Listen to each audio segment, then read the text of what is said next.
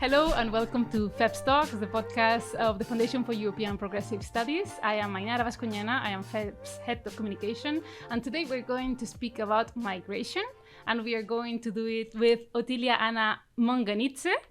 Welcome, thanks for being here. I'm going to introduce you briefly. So Ottilia works for the Institute for Security Studies based in South Africa as the head of special projects in the office of the executive director. You are a legal expert, analyst and strategist whose work promotes human security, peace and justice. And Ottilia is also a member of the Progressive Migration Group, which is a network of experts from Africa and Europe. And I stress this because it's not always the case that African experts are included. And this network was launched a couple of years ago by FEPS and also by the Frederik Everts Institute, the EU office. And the goal of this network is to promote a closer cooperation between the EU and countries of origins and transit, with the ambition of changing the narrative and formulating innovative proposals. And you can compliment me if I forgot something important, of course. My first question, Ottilia, is about the new Pact, because in fact you authored, as part of this Progressive Migration Group, you are author of one policy brief on the new Pact on migration and asylum. For those who are following us, let's remember that the new Pact was adopted after years and years of negotiations last spring by the EU institutions. And in your policy brief, you focus also on the viewpoint of the African countries, which, as I was saying, is not often taken into consideration. So my first question is, what is your opinion about the new Pact, and what will be the consequences of its implementation in the African countries?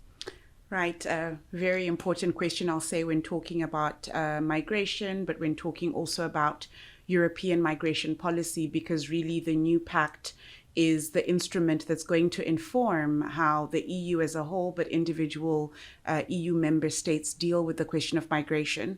You know, you rightly alluded to the fact that it took a long time for them to get to this new Pact on migration.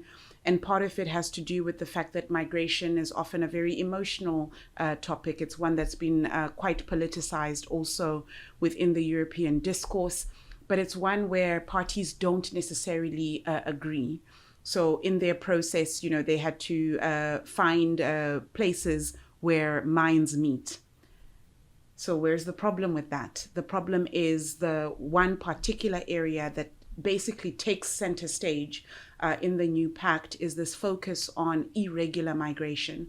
So these are people that move across international borders, either because they have been forced out of their countries, out of conflict, war, or climate change or climate impacts, or those that do move voluntarily but do not do so with a visa or even with a passport.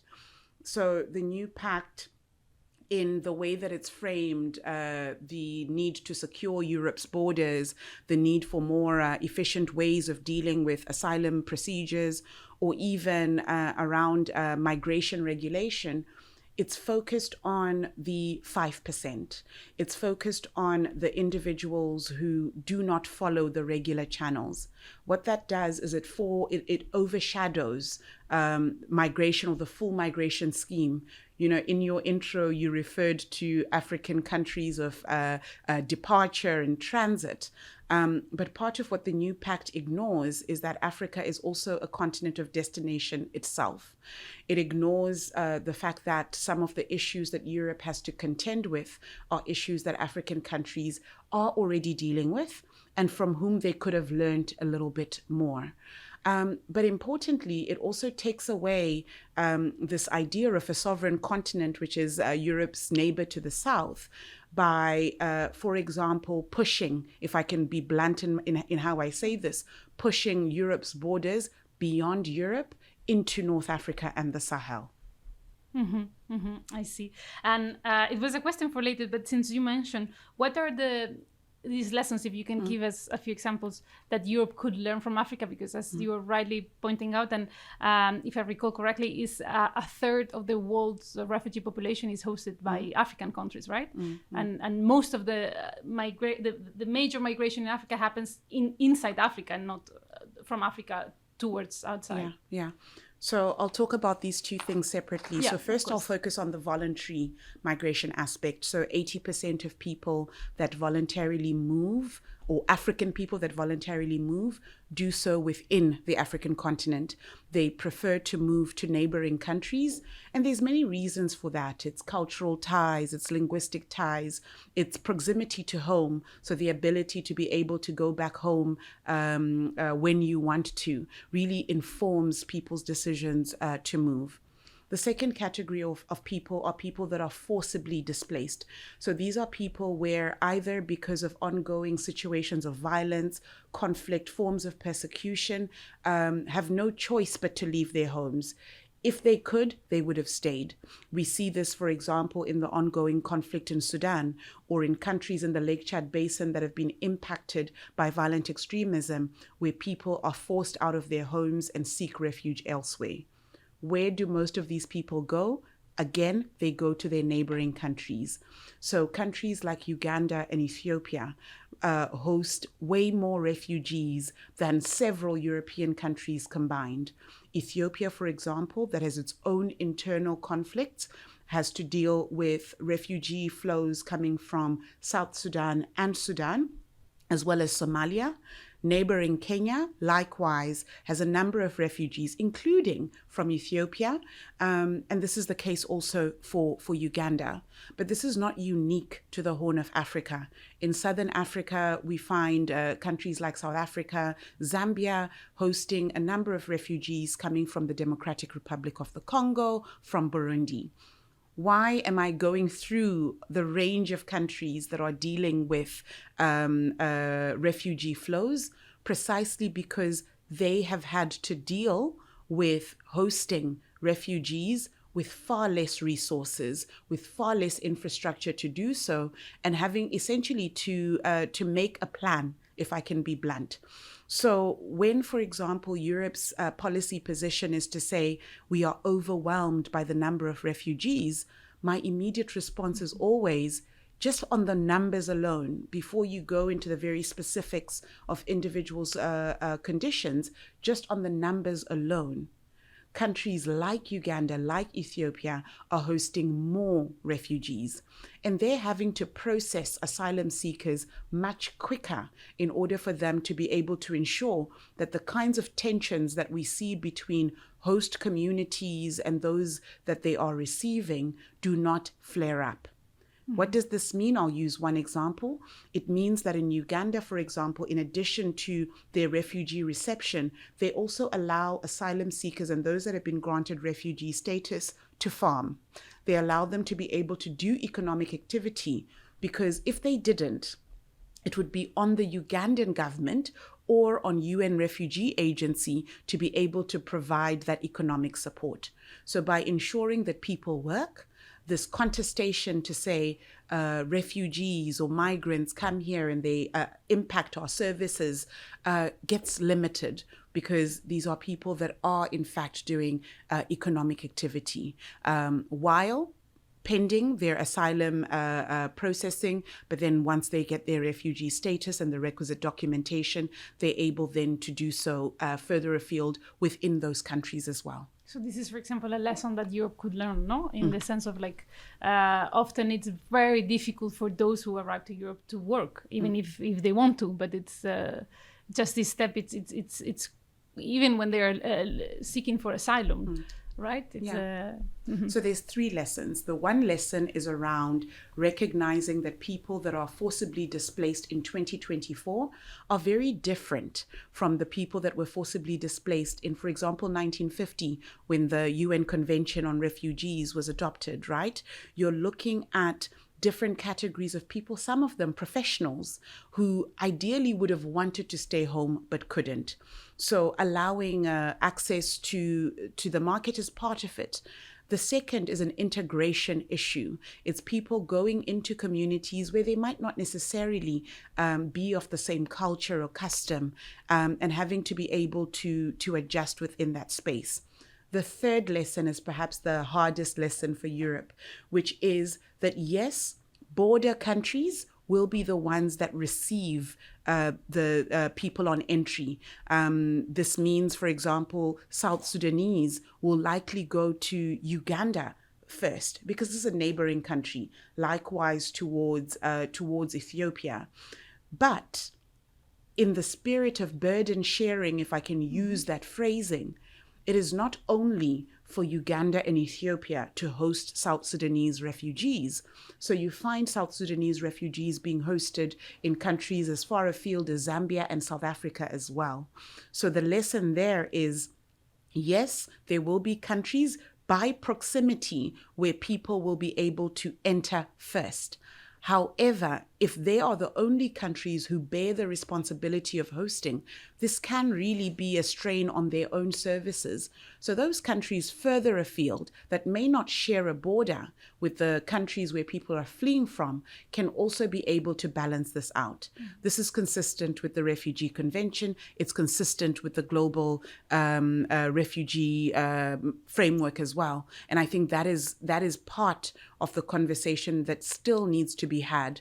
And I know this is a difficult conversation, not only for Europe, but even on the African continent, because African countries also say, but how can we be assisted to be able to better deal with the influx of people coming into our countries? And the lesson that Europe can learn is with far fewer resources, far less developed infrastructure, other countries are doing it. Mm-hmm. Thank you. I also want to ask you about the narrative, because currently the European political debate, unfortunately, is dominated by this toxic, very negative narrative around migration, sometimes based completely on disinformation or even lies. In the best case scenario, focusing only on the negative aspects of migrations, or the challenging aspects, which of course they are, but there is much more.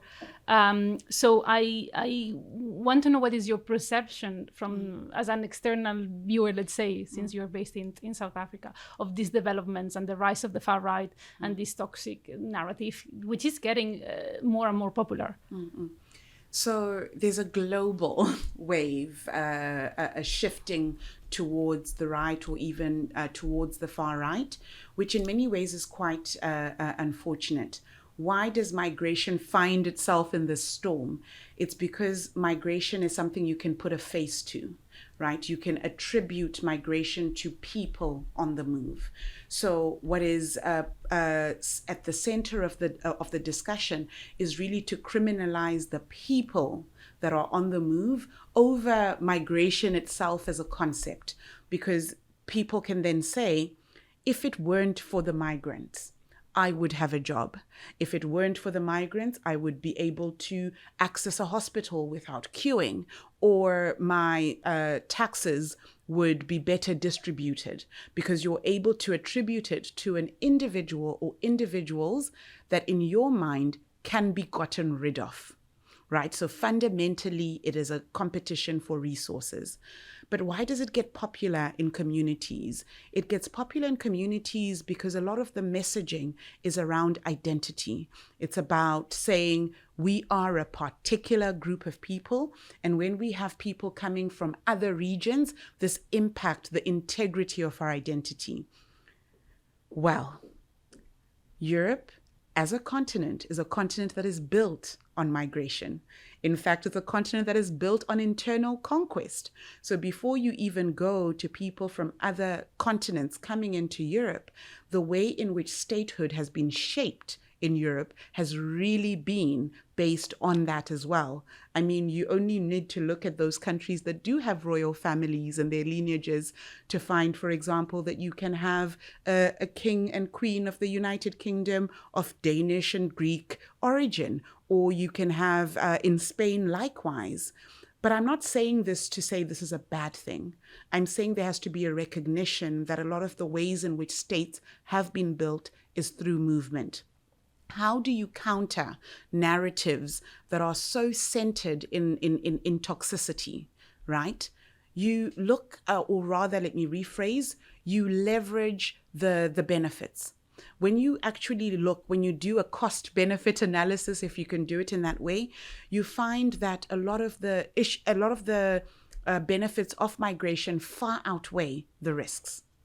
I have to stress, there are risks.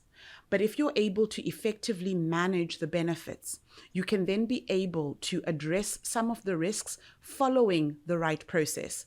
If the risk is criminality, you address criminality regardless of the nationality of the perpetrator. Because unfortunately, whether a crime is perpetrated by someone from the Middle East or someone from Western Europe, what you need to deal with is the criminality itself over the individual. Then you can be able to actually identify what are your key challenges. Let's say it's crime, it's violence, or it's access to resources. You address those issues. On the positive side, you look at how migrants have been integral in the construction of cities. And I'm literally talking here about two forms of construction, literally the bricklaying that has built cities, but also in the way in which cities have taken shape. Some of the more vibrant cities on the European continent are cities that would not be as vibrant but for forms of migration. We're having this conversation in Brussels, for example. You need to go to Paris or London or even smaller cities like Luxembourg, where you find that the industries, be it banking, be it in education, be it in arts and industry, are industries that actually rely a lot on skills from elsewhere, while also leveraging the skills back at home or in country. So it can be countered, but it is, I won't lie and say it's easy. It's quite a difficult task to be able to say to someone, look to the bright side, particularly if that is someone who is directly impacted, or if it's something that is affecting their community. But there are so many glimmers of hope in the way in which we've been able to shape the world, not just Europe, mind, but the world through migration and through people on the move. So if I'm getting it right, the strategy from the left and the progressives should be to try to impose a different kind of narrative based on the benefits, on the bright side, as you were saying. Yeah. And it is an inclusive conversation. It is a conversation that recognizing that there is so much more that we can gain in diversity than in adversity. Sorry, I'm using words that have the same set of letters here. But really, that is part of it. But it's also, to put it simply, it's show and tell, because it's very easy, right, on the other side of the argument, to be able to use one scapegoat, to use that as the basis on which your narrative is shaped. On the progressive side, it's not just you and I are talking now, but it goes beyond you and I talking, and it is about demonstrating what this really looks like in real terms, on our streets, whether in the cities or even in rural areas, what benefit comes with migration. And some of it can just be as simple as having a paella in Brussels that you otherwise wouldn't have if Spanish people had not moved towards this beautiful city. And besides stressing the benefits, should we, because I feel tempted to repeat over and over, but I don't know if I'm being too pragmatic here, that we do need migration in Europe to meet our demographic and our economic and labor market challenges, because Europe's population is aging. So I find that this is maybe the first argument when trying to convince someone who is in the completely opposite side, seeing migrants as a threat. So I feel tempted to say, okay, like we have to hammer over this over and over, that we do need migration. But you also need to look at the sectors in which we find a lot of those sentiments playing out. So it's you and I can sit here and agree that based on demography alone, Africa is a growing continent. We have a median age of 19, for example. Europe, on the other hand, is an aging continent, over 40 as the median age across most of Western Europe. That does not necessarily counter the argument of a farmer who in fact is still farming and has to do so through retirement because they do not have any other means of production or to earn an income. The point I'm making here is you can have that higher level exchange around what does Europe as a continent need, but migration, or the debate around migration, is very much won and lost in the personal, right? So the bigger statistics matter for the way in which we analyze the dynamics, but it is appealing to communities directly that is able to address this. How do you deal with, for example, the need for skilled technicians if you simply do not have them because they're aging out where you are? When you address that problem by saying, actually, we're just going to import people, right? It becomes a conversation that suggests that whether it's Africans or Asians are only here for their labor.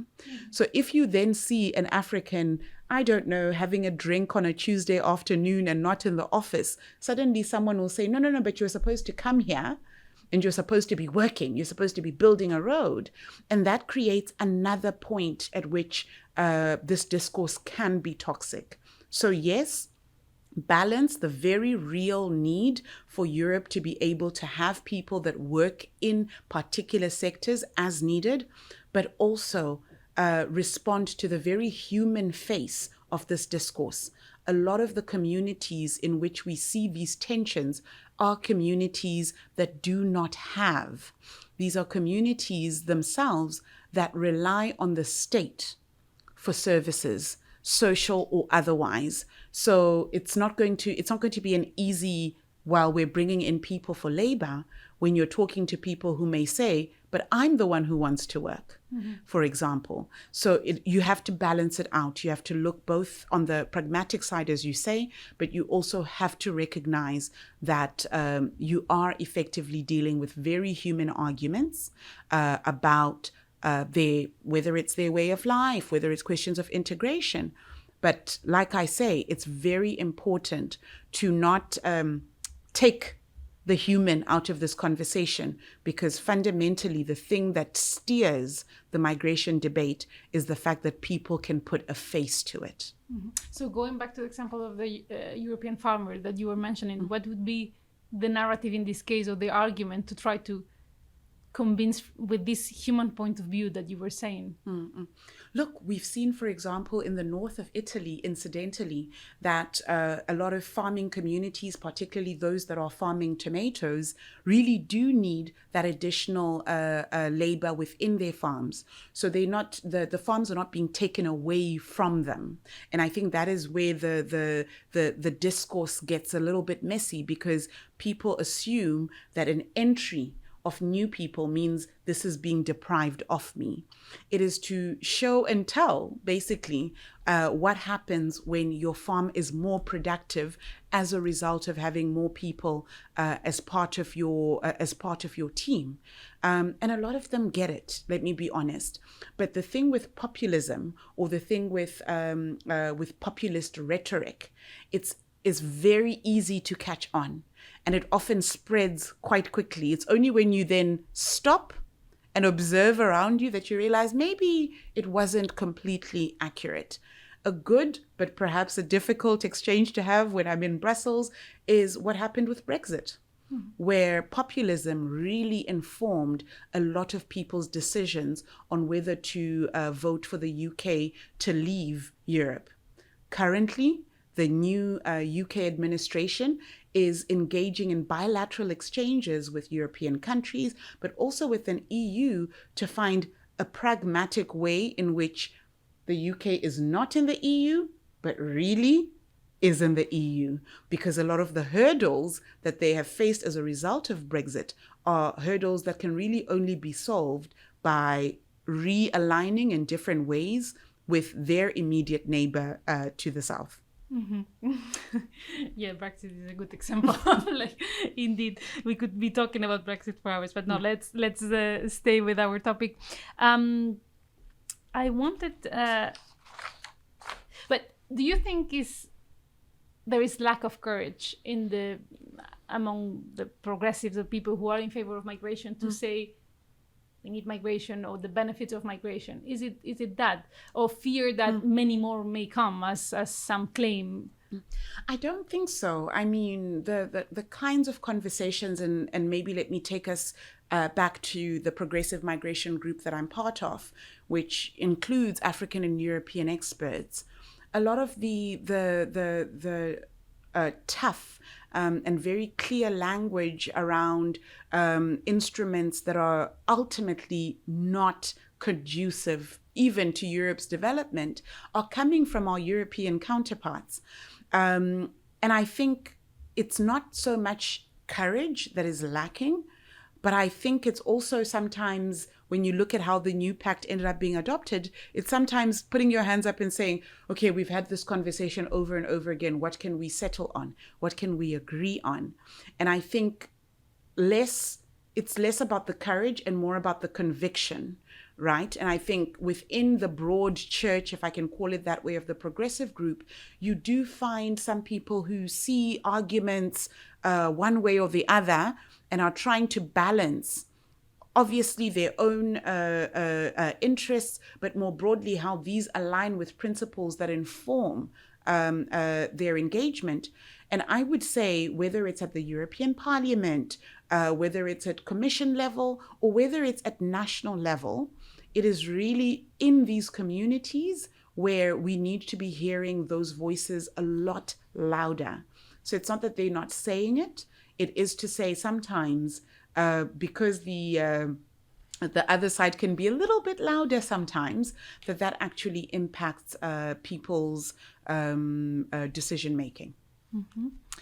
Thank you. And going back slightly to the new pact, in your policy brief and also in the recommendations by the Progressive Migration Group, you speak about the fact that the development aspect is not being taken into consideration or is not sufficiently exploited. What, for those who are not that familiar with this topic, what do you mean by that? If you could explain, please. Right. So I come from Africa. Africa is a developing continent. It's a continent that is still essentially being built.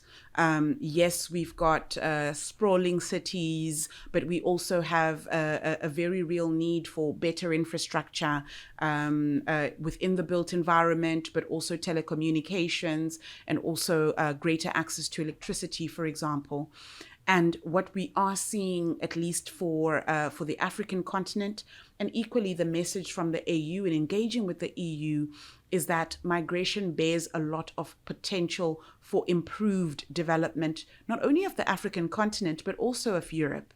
It's a question around better trade, better integration of communities, and the ability then to be able to efficiently and equitably exploit existing resources. Now, much of the conversation has around migration has focused more on the security aspect. Mm-hmm. But this security aspect, which is as important perhaps, often then overshadows the need to be able to actually stimulate greater mobility for development.